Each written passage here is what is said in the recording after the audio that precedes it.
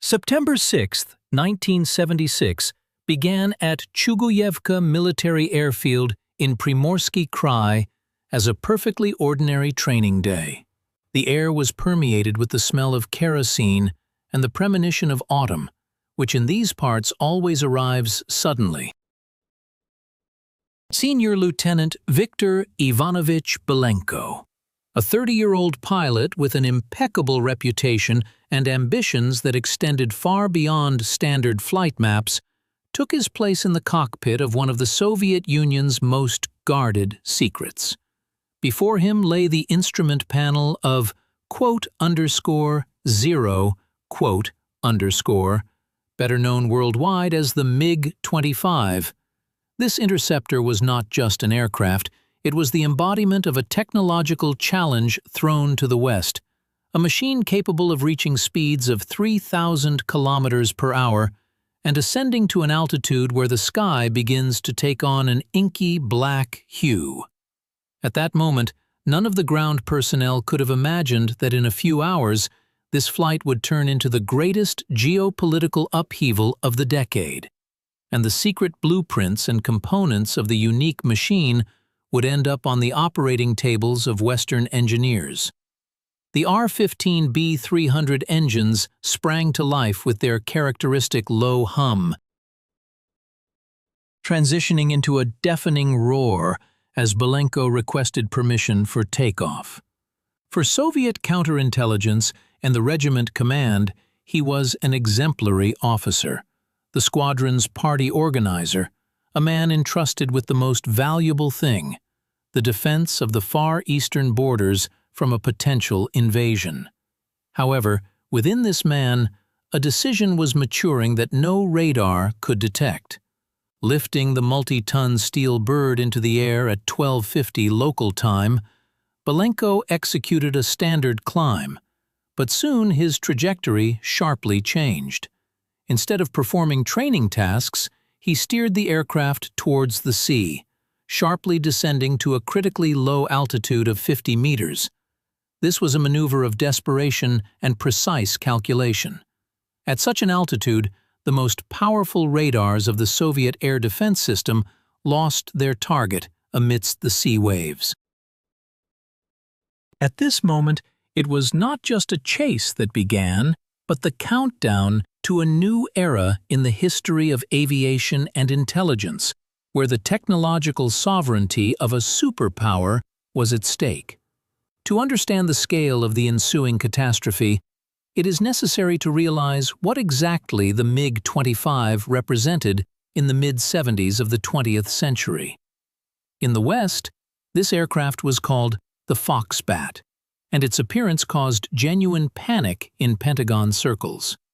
American spy satellites observed machines with enormous wings and colossal air intakes at Soviet airfields. CIA analysts assumed that the Soviet Union had created an incredibly maneuverable and high-speed titanium fighter, capable of destroying any Western aircraft even before it entered visual range.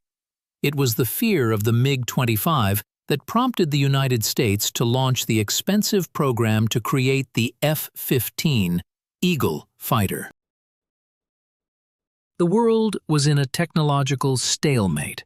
The West built its strategies based on the mythical capabilities of the Soviet interceptor, which was actually created for one single purpose: to intercept supersonic American Valkyrie bombers and SR-71 Blackbird reconnaissance aircraft. Meanwhile, in the cockpit of the plane flying over the Sea of Japan, Belenko was battling thick cloud cover and a rapidly dwindling fuel supply.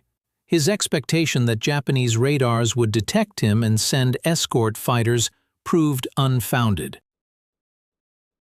Japan's air defense system, equipped with American technology at the time, was not prepared for the sudden appearance of a target flying at extremely low altitude. When Belenko finally climbed higher to orient himself, Japanese services noticed him but could not identify him. Two Phantom fighters were scrambled to intercept, but due to speed differences and poor visibility, contact was not made. The pilot was left alone with emptying tanks and an unfamiliar landscape.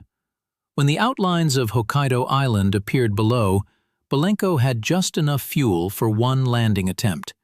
He chose the civilian airport in Hakodate. It was a dramatic sight, a huge combat aircraft with red stars on its wings, approaching a runway whose length was clearly insufficient for such a heavy machine. The MiG-25 touched down on the concrete, deployed its braking parachutes, but the inertia of the 30-ton steel structure was too great. The aircraft overshot the runway by 200 meters, narrowly avoiding collision with technical buildings, and came to a halt in a cloud of dust. Belenko exited the cockpit, fired several warning shots into the air with his service weapon to keep curious airport staff away, and officially requested political asylum. At that moment, Soviet counterintelligence was still trying to organize a search and rescue operation, believing that an accident had occurred and the pilot had perished in the ocean depths. But the reality was far more bitter. The pride of Soviet aviation stood in the middle of a Japanese airfield, open to any camera. A diplomatic scandal erupted instantly. Moscow demanded the immediate return of the aircraft, and the __0__pilot, claiming that Belenko had made an emergency landing due to disorientation and was under the influence of narcotics. However, the Japanese side, with strong support from Washington, took a firm stance. For American aviation engineers and specialists from the Military Intelligence Agency, this was a once-in-a-lifetime opportunity. They gained access to the, quote, one of Soviet technology without spending a single cent on industrial espionage. While diplomats exchanged harsh notes, C-5 Galaxy transport planes with teams of the best U.S. technicians were already flying to Hakodate. When American specialists began inspecting the MiG-25, their first technological shock awaited them. All Western experts were convinced that the aircraft's fuselage was made of a high-tech titanium alloy, as only titanium could withstand the enormous thermal loads generated by air friction at speeds exceeding Mach 3. However, after conducting chemical analysis and simply holding a magnet to the fuselage, engineers discovered that the aircraft was 80% nickel steel.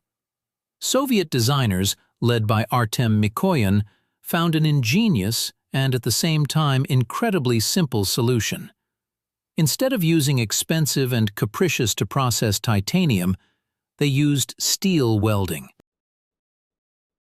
This made the aircraft heavier, but allowed it to be produced on an industrial scale in ordinary factories, using the labor of skilled welders rather than complex vacuum chambers. It was a clash of two philosophies: the Western pursuit of material perfection and the Soviet school of rational minimalism. The second shock awaited the specialists when they opened the radio-electronic compartment. They expected to see advanced semiconductor circuits and transistors, but instead found huge vacuum tubes. At first glance, this seemed an anachronism, a technological lag of decades. But when the engineers began to analyze the Smerch-A radar's operation, their irony turned into deep respect. It turned out that the use of tubes made the aircraft's electronics virtually invulnerable to the electromagnetic pulse that occurs during a nuclear explosion. In the event of a hypothetical global catastrophe, when all Western microelectronics would turn into useless silicon, the Soviet MiG-25 would continue to see targets and guide missiles. Moreover, the power of this tube radar was so great that it could literally burn through any interference that American electronic warfare systems tried to create. Legends even claimed that when the radar was switched on at full power while parked, rabbits within 100 meters would die, although in reality, this was an exaggeration highlighting the brutal power of Soviet thought. However, The most valuable and simultaneously most dangerous secret that fell into the hands of Western specialists was the friend or foe identification system, known in the USSR under the codename Silicon-2. This device was the heart of the country's defense system. It allowed ground radars and fighters to instantly distinguish their aircraft from the enemy's. The system was based on a complex algorithm for changing codes, which was considered absolutely invulnerable to external penetration.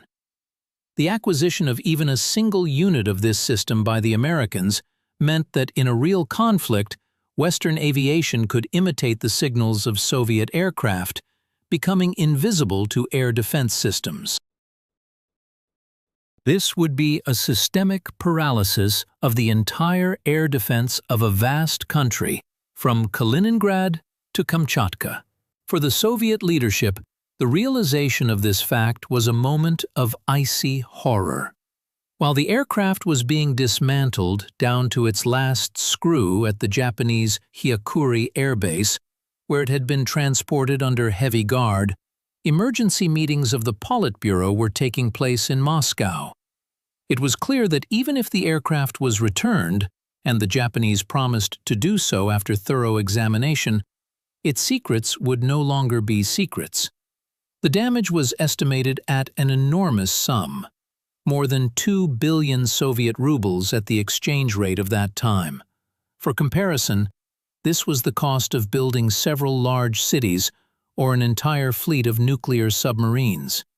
The state was forced to launch a program of complete replacement of the identification system on all military and civilian facilities, without exception, in the shortest possible time.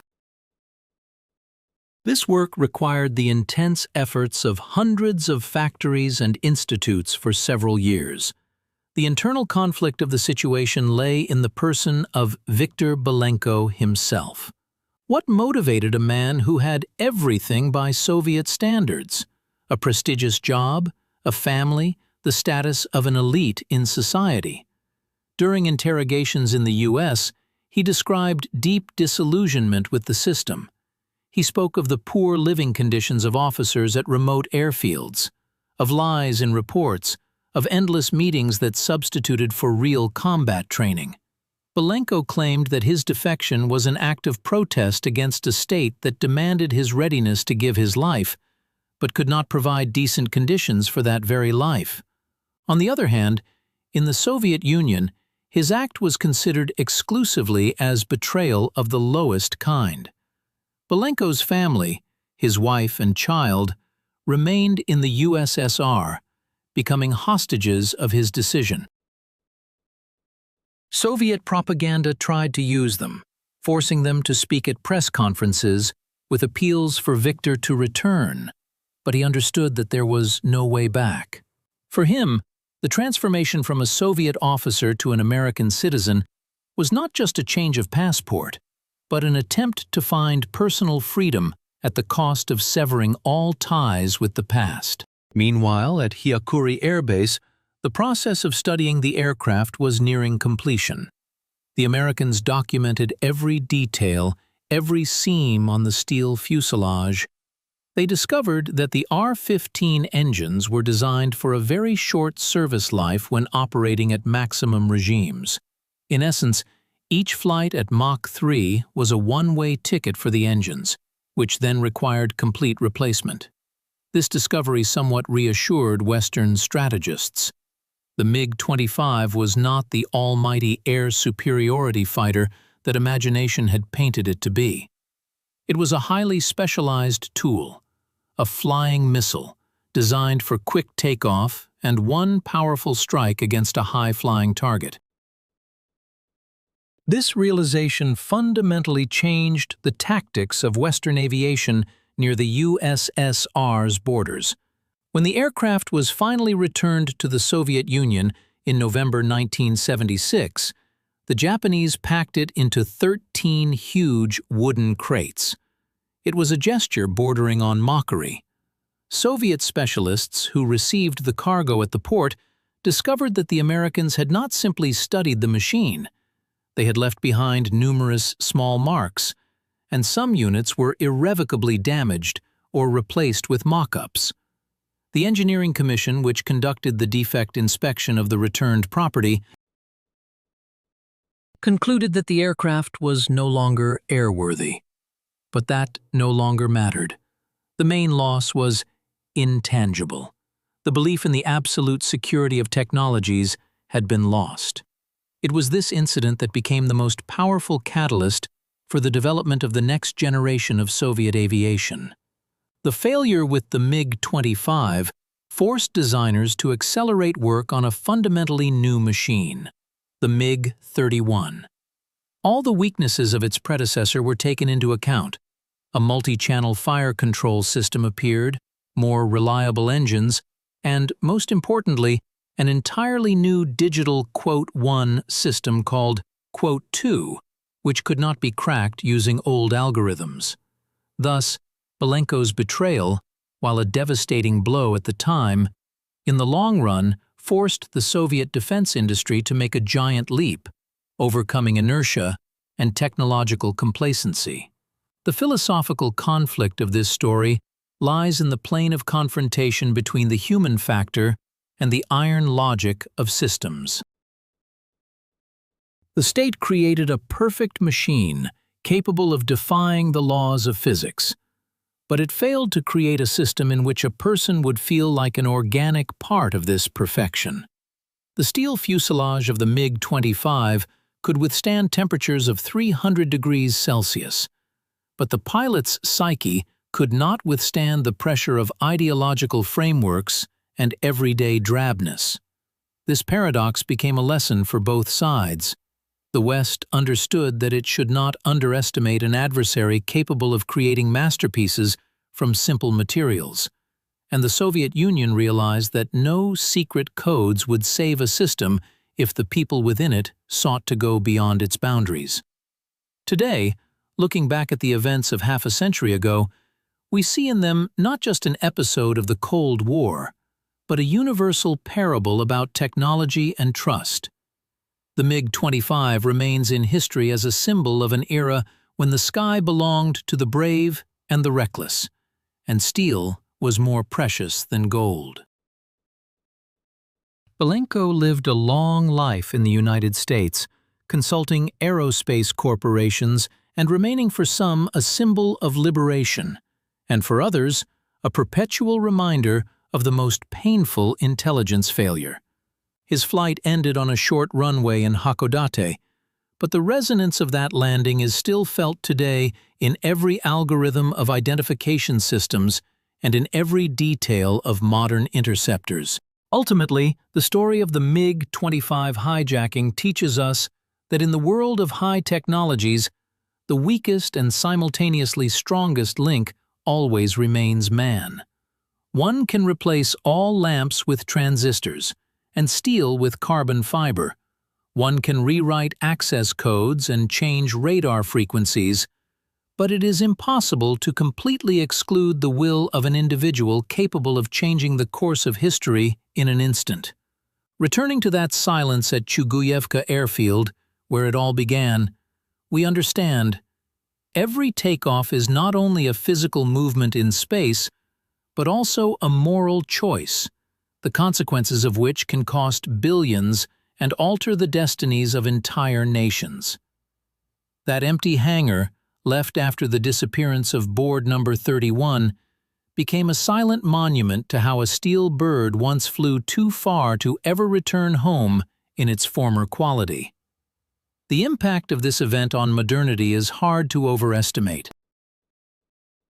It was after a detailed study of the MiG-25 that the Americans realized their F-15 concept needed to be revised towards versatility, not just pure speed.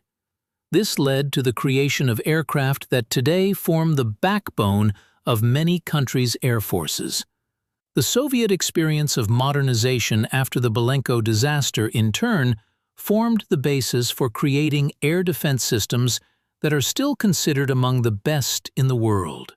Thus, an accidental landing at a civilian airport in Japan triggered a chain reaction of innovations that shaped the face of modern aviation for decades to come. Concluding this narrative, it is worth remembering that history is not only about dates and technical specifications, it is primarily about people, their aspirations, and their mistakes. Viktor Belenko, boarding the cockpit of his interceptor on a September morning in 1976, perhaps did not think about global shifts in world politics. He simply flew towards his goal, as a pilot should. But his flight became that very butterfly effect that caused a hurricane in the headquarters of great powers and forced engineers on both sides of the ocean to reinvent the future. And today, when we hear the roar of a jet engine in the sky, we involuntarily remember that steel interceptor that once overcame not only the sound barrier, but also the barrier between two irreconcilable worlds. This story remains relevant, reminding us of the fragility of secrets and the importance of human dignity. It calls on us to look deeper than the external glitter of technology and to see living hearts and complex choices behind the steel and silicon. For ultimately, any machine is merely a tool in the hands of man, and only his will determines whether this tool becomes a means of protection or a key to the destruction of the most carefully guarded walls.